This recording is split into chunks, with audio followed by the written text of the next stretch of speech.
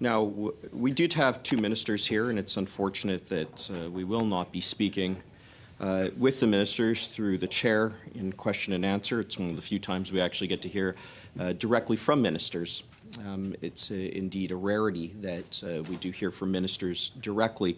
In fact, we have many statistics here between 2015 and 2022 relating to auto theft, and I would have thought that the Bloc would want to hear from the ministers, given that they proposed the study on auto theft that occupied, I believe, if my memory serves, over 6 meetings.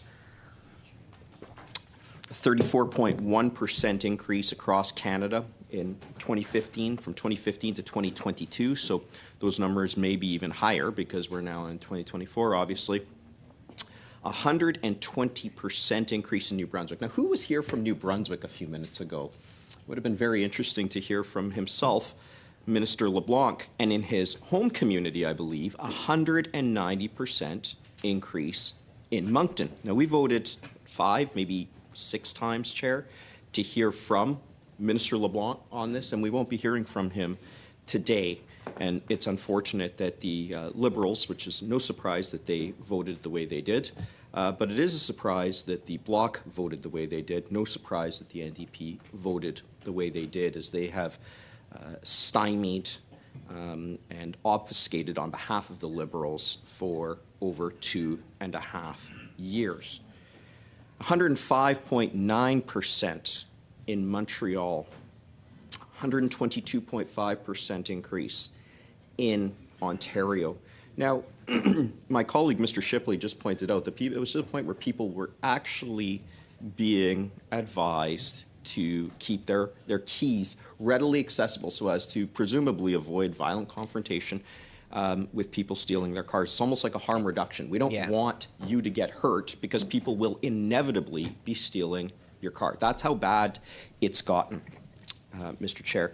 Now, it would have been interesting, too, to speak with the Public Safety Minister, Minister LeBlanc. There are two reporters, fairly well known, I'm sure, Robert Fife and Stephen Chase, and they actually had a story in the Globe, they had a story today. I'm just trying to see which outlet it was from. In any event, it said, quote, Public Safety Minister Dominic LeBlanc had initially promised that the Commission into Foreign Interference would have full access to secret documents, including, quote, all relevant cabinet documents, end quote, even if some of that sensitive information can't be made available to Canadians.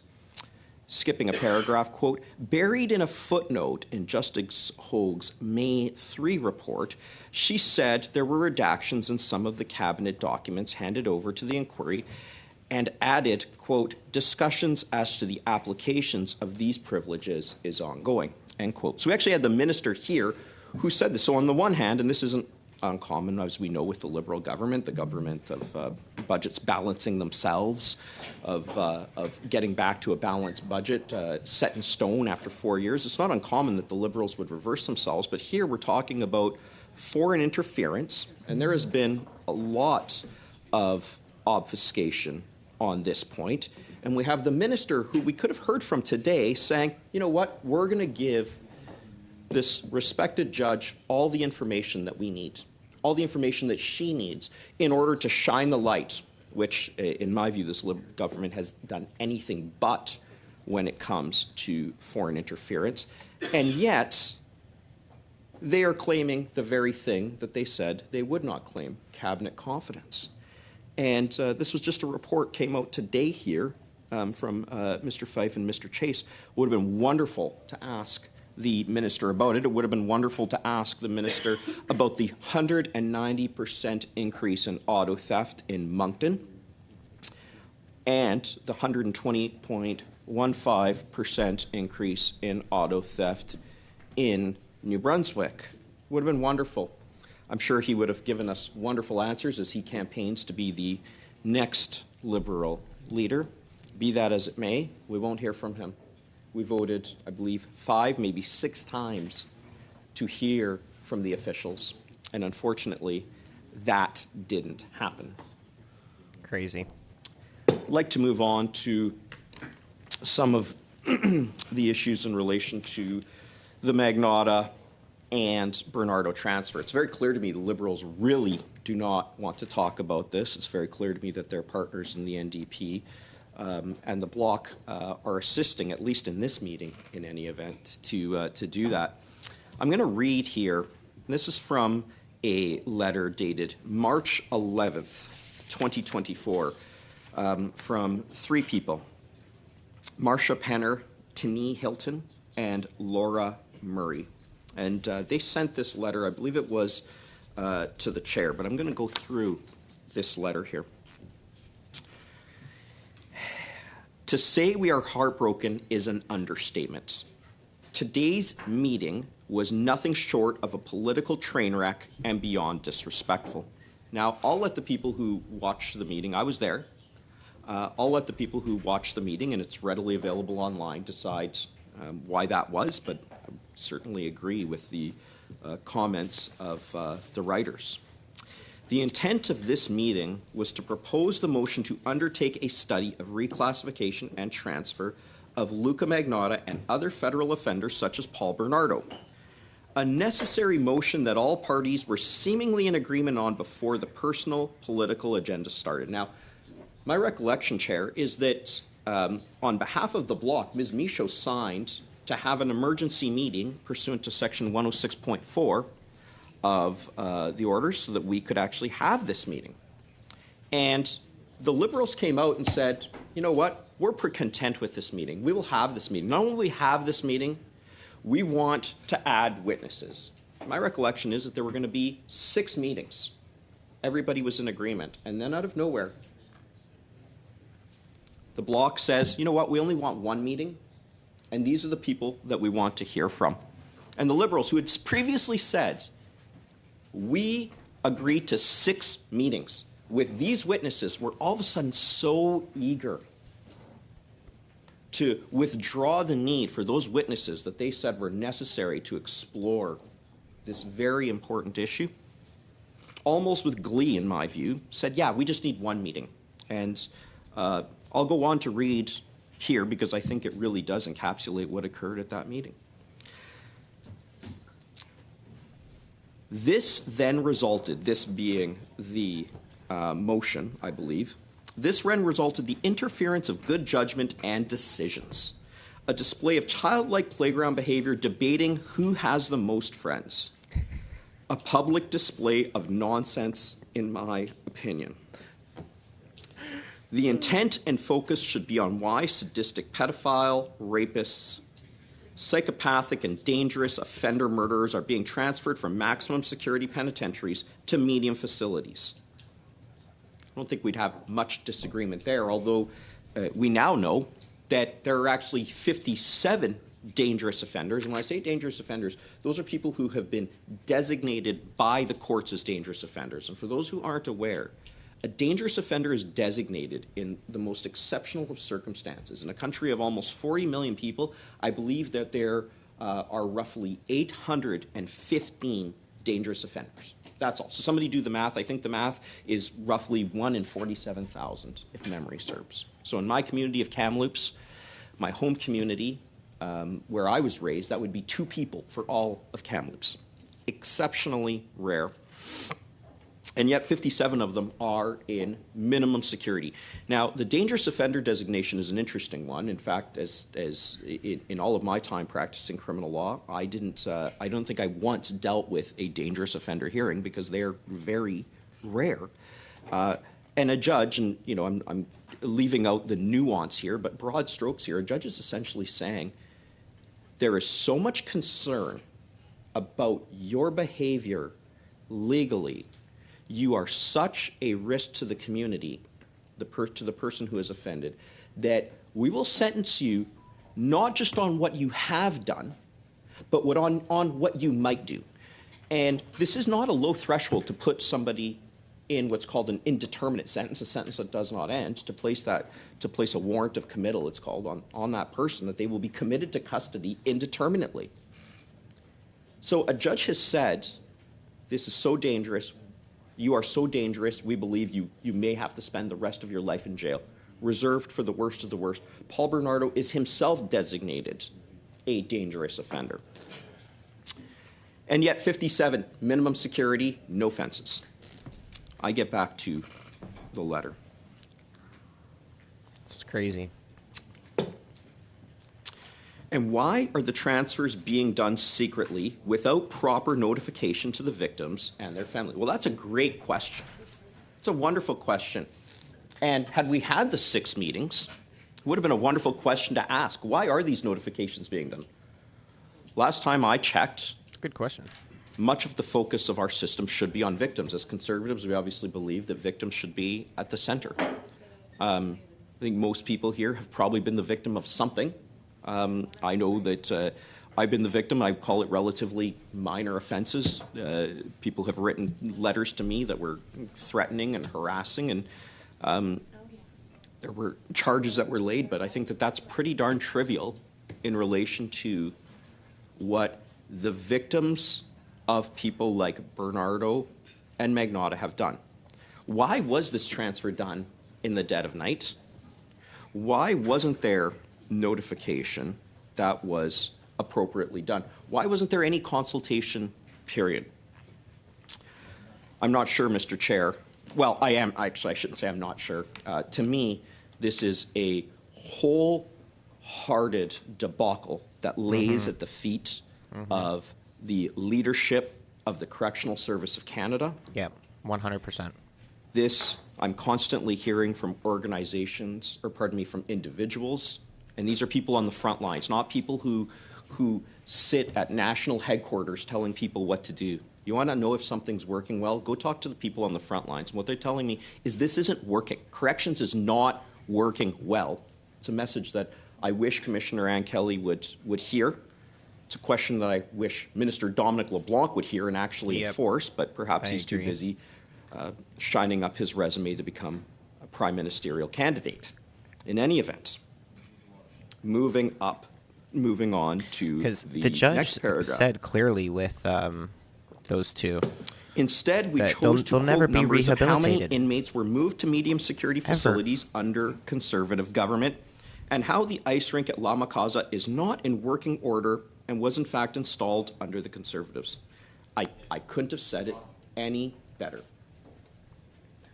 The issue really wasn't about whether there's an ice rink, in my view. It's funny, they told me that there were skates available, so I'm not sure why skates are available for an ice rink that doesn't exist and why hockey nets were there. You'd have to ask Ann Kelly and her people about their carefully worded press release and the very nuanced language that they used. I can say that they certainly weren't seeing what I was seeing, but perhaps we can all go for a tour one day and have a look, see what we actually do see. The photographs that I've disseminated publicly pretty clearly show a hockey rink. In any event, the writers make a very good point. This wasn't about whether there was an ice rink or whether it was working or whether the tennis courts actually were in use or not. They are used. They were used up until last fall. I believe it's October. But the letter writers rightly note what was not mentioned or made clear was that all of the transfers done during that time frame, how many were serial killer, psychopathic, dangerous offenders such as Paul Bernardo or Luca Magnotta. Here, Marsha Penner, Tania Hilton, Laura Murray, they hit the nail right on the head. For all the people who say, you know what, that rink was in existence, these amenities were in existence under Stephen Harper. With all due respect, you're missing the point. Paul Bernardo and Luca Magnotta and others, there are other very serious offenders who were transferred to that jail. They were not transferred there under Stephen Harper. In fact, I have great faith that a Conservative government under Harper, if this had occurred, would have taken steps to remedy this issue and ensure that it would not occur again. Yeah. And to all the people who say, well, politicians can't intervene. No, but politicians, parliamentarians, our job is to react. And in this case, the Liberals, with the help now of the NDP and the Bloc, are choosing not to react. And they've done that on a number of fronts. They've done it very openly, saying, well, this is a decision. Corrections has their own views, and they'll make the decisions. They also enabled this with Bill C-83, talking about the least restrictive measure, as opposed to the measure that ought to be the most just. We as parliamentarians react all the time.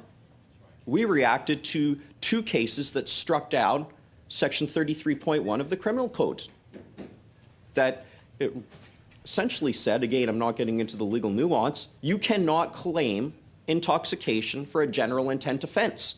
We immediately tabled legislation. Why? Because that's what's expected of us. So to say, oh, you can't intervene in a decision. No, we react to a decision. So we don't say to the commissioner, or the public safety minister shouldn't be saying to the commissioner, move Paul Bernardo. What the public safety minister should be doing is analyzing the regulations, or the commissioner, what she should be doing, and I believe she probably left this out in her testimony before this committee, is that she could issue a commissioner's directive on maximum security and who should be there. So let's not pretend that this is someone else's problem. Let's not pretend that nothing can be done. When there is an issue, and that issue is made clear based on evidence, the expectation is that we as parliamentarians will react. And when we react, we are not reacting in a way that is intervention. We are reacting to right a wrong. And it bothers me so much that, I note the bells are ringing here, Mr. Chair. I'm so sorry. Thank you.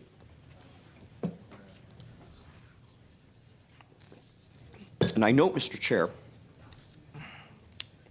that there is no appetite. In fact, my colleague, Mr. Genereux, had a bill that would have returned a very narrow caliber of offender to maximum security. I believe it was 2 first-degree murders and dangerous offenders, if memory serves. Again, very narrow category. Yeah. If you've killed 2 people, you should be in maximum security prison. First-degree murders. In my time practicing criminal law, I think I prosecuted 1 first-degree murder. It is incredibly rare. And what did the Liberals do? Including with people who had proximity to where offences in relation to Magnotta and Bernardo. What did they do? They voted against it. What did the Bloc do? They voted against it. What did the NDP do? They voted against it. And this was after we got this letter that I am quoting from.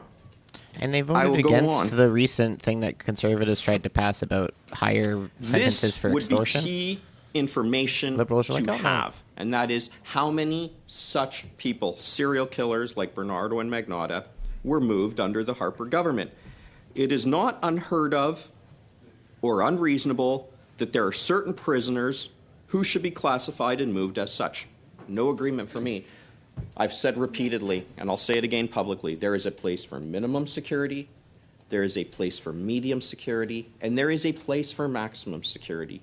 I think we'd all would wish that we lived in a world where everybody could be supervised at minimum security with no fences, living a life that's closely mirrors what a person would get on the street. That would be wonderful if we lived in a world that was like that. Unfortunately, we don't live in a world that permits it. We live in a world where there are the Bernardos and Magnottas of the world. And the question is, what do we do with them? And perimeter security aside, can this person escape? The question, in my view, is actually one of justice. Is it just and appropriate that Bernardo and Magnotta have access to the amenities they do at medium security? I go back to the letter writers hitting it on the head. This devolved into a debate among so many people about whether this is appropriate, about recreation. Well, let's dismantle that mistruth. Recreation. Are people saying there's no recreation in maximum security? I've been to number of maximum security jails, maybe even most in this country. I can tell you this, there is recreation in every single one of those facilities. So it's not like you get moved from maximum to medium and then there's a gym.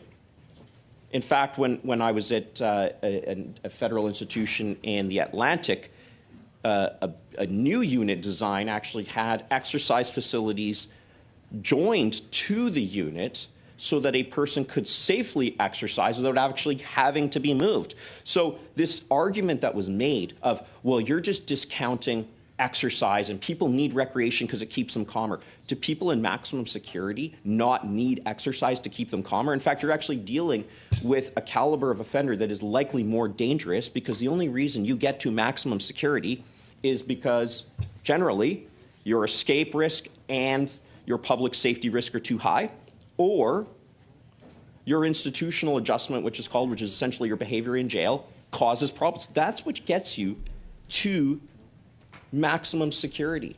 So this whole notion of, well, you're just against recreation, couldn't be further from the truth. Why? Recreation is present. And yet, this was turned into a discussion by some, unfortunately, about recreation. The idea of prison recreation is, in my view, a discussion that is worthy of further debate. In fact, there might be people who would argue that there should be hockey rinks and tennis courts. Some may argue even that they should be in medium security, and that's a discussion I'd be happy to have. Again, returning to what the letter writer said, though, this is a question of whether or not Paul Bernardo and Luca Magnotta should have access to such things. The letter writers go on, and this is the point that they so eloquently make that I wish I could say as clearly as them. Further to the ice rink comment, no one is disputing that an ice rink could or should be at La Macasa and used for suitable medium security offenders. And I underline suitable. The debate is that Paul Bernardo should not be living in a medium security facility at all. Period. I'm going to say that again because I think it's very important, particularly for the people who voted for 6 meetings to 1. So here it is. Further to the ice rink comment, no one is disputing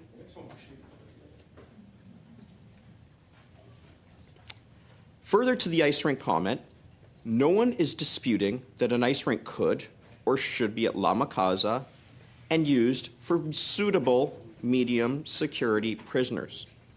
The debate is that Paul Bernardo should not be living in a medium security facility at all. Period. That is about as clear as you can get it. This move should never have taken place. I pause there to note that the discussion and the study of the Bernardo transfer commenced, I believe, in clerk, you can correct me if I'm wrong, but it started in October of 2023. As it stands now, based on the subcommittee report, which we are debating, this report, we don't even have a date for the report to be completed. That is how little consideration is being given to this committee, to Canadians generally, about the issue of the Bernardo transfer, and to the victims specifically. We would rather talk about everything other than Bernardo and Magnotta. And it's clear to me that those are the marching orders of the Bloc. To their credit, the NDP actually voted for the 6 meetings. I will give them credit for that. The Bloc put forward the motion to reduce it from 6 meetings to 1, inexplicably, and the Liberals voted with it. They were all too happy to strike their witnesses that they said were all too necessary for this discussion. Not only that, not only we go from 6 meetings to 1, that meeting has not yet been scheduled. When's the meeting going to be scheduled? I say that rhetorically, Chair, but when's the meeting going to be scheduled? When? When are we going to have this meeting? Are we going to go into the fall of 2024? Are we just going to have more pushing it down the way? It's pretty clear to me that the Liberals are happy to work with the Bloc, and in some cases with the NDP. It sure was very quick to agree here at the outset of the meeting when you gave the floor to the Liberals, or when the past chair gave the floor to the Liberals, I should say. It was pretty clear there was an agreement there. We don't want to talk about this. We want to talk about something else. Well, we as Conservatives do want to talk about this. And I'll tell you right now, victims want to talk about this and Canadians want to talk about this. And I, myself and my Conservative colleagues will not lift our foot off the gas pedal when it comes to talking about this.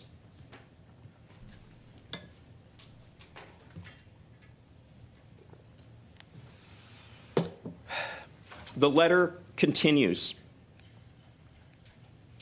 It is the designation of prisoners of this caliber that is under severe scrutiny and question, not the facilities and amenities at La Casa.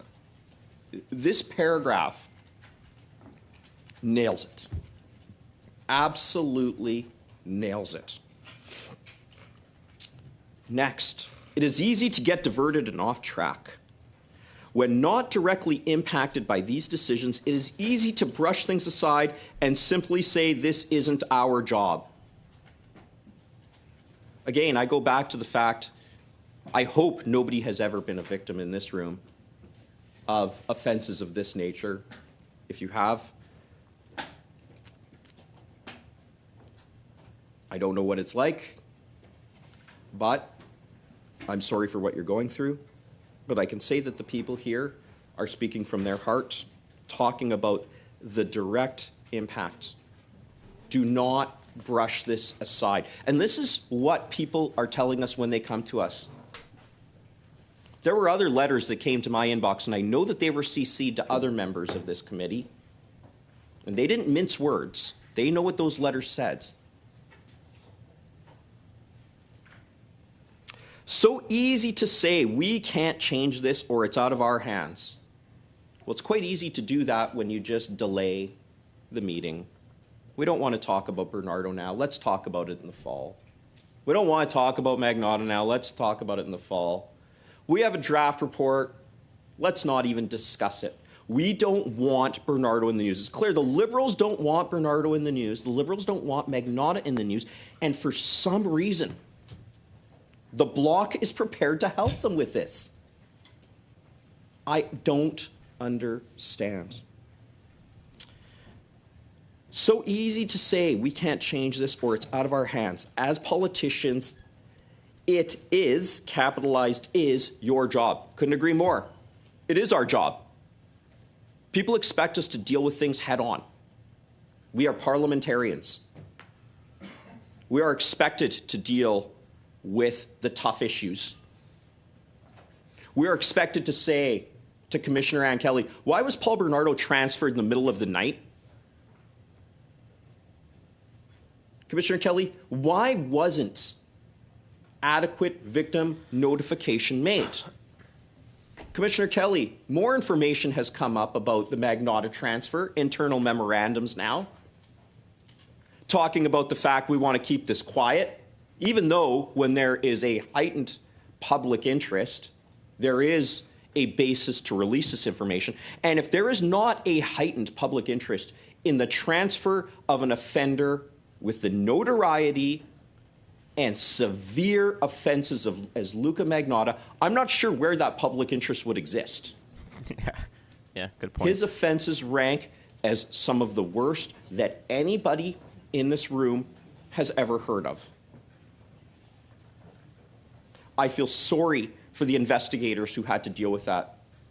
Sorry for the people who had to see the photographs of that time after time after time. And yet, here we are saying, nah, doesn't reach the threshold of notoriety. We don't want to do that. I will go back to the letter. As politicians, it is your job. Couldn't agree more. So we are failing to do our job here. I ask rhetorically, Chair, what will it take for this committee to talk about Magnotta? What will it take for this committee to talk about Bernardo? What will it take for this committee to table the draft report on the Bernardo transfer? I'm trying to think of a time when a study, and I've only been here for 2.5 years, so perhaps somebody can correct me afterwards. I'm trying to think of a time when a study took so long for the report to come to committee, especially after the hearings had wrapped up. I believe, Clerk, you can help me out here. What was can I ask, I'm not sure the last date of the Bernardo hearings, likely sometime in January, February, maybe even in the fall, that they had come up. At this rate, we won't be dealing with the Bernardo transfer report until next fall, literally months after it occurred, or pardon me, it's years after the transfer occurred, months after the committee got done its business. Why is this committee afraid to deal with the reports? Liberal filibuster. I'll go back to the letter again. It is our job. What are we so afraid of?